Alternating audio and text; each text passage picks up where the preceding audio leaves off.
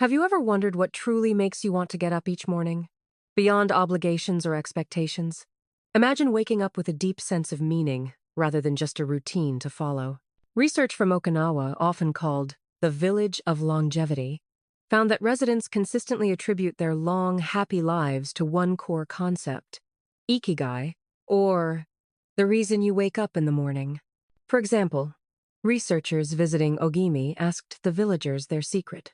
The answers were simple: a fisherman who finds peace at sea, or a woman who crafts paper flowers and feels most alive in those moments. These are not grand ambitions, but gentle, daily purposes.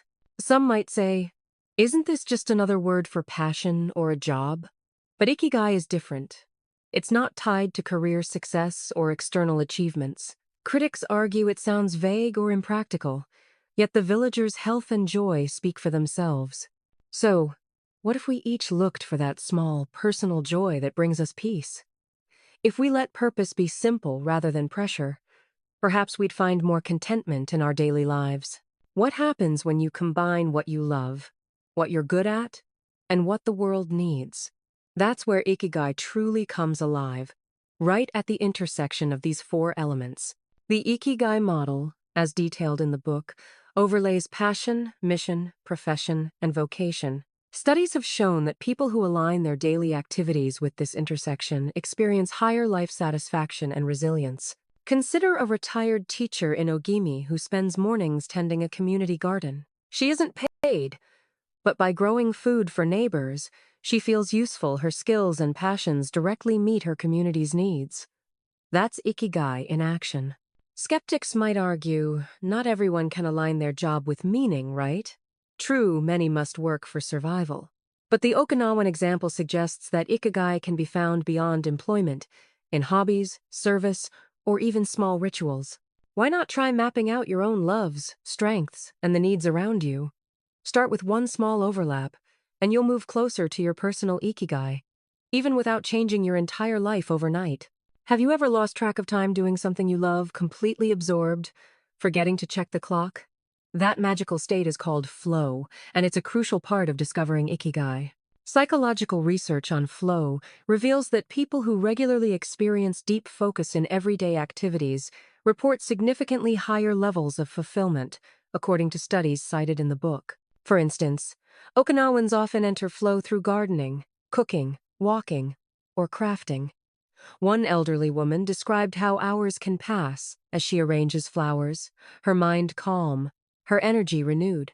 This sense of immersion is a gift of Ikigai. Some may object, but life is too busy, who has time for flow? In reality, the Okinawan lifestyle proves that slowing down and savoring small rituals like morning tea or a gentle stroll are accessible to most, not just a privileged few. Start by setting aside just 10 minutes a day for a favorite activity.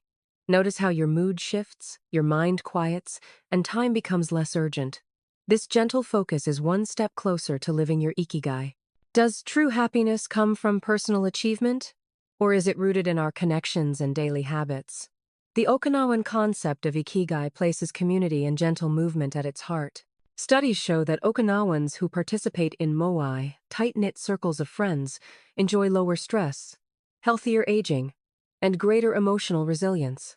Simple habits, like eating only until 80% full and daily walking, further support their longevity. Take the story of a moai group who meet every week for tea and conversation. They laugh, share burdens, and help each other with daily tasks. These bonds provide stability and joy, proving that you don't have to face life alone. Critics sometimes believe happiness comes from perfection, perfect bodies, perfect homes, perfect lives. But the idea of wabi-sabi reminds us of the beauty in imperfection, and the villagers thrive not by avoiding flaws, but by accepting them with grace. So, reach out to your own moai, even if it's just one trusted friend. Embrace small daily movements, stretching, gardening, or walking, and allow yourself to be imperfect. These practices nurture both body and soul, guiding you steadily toward Ikigai.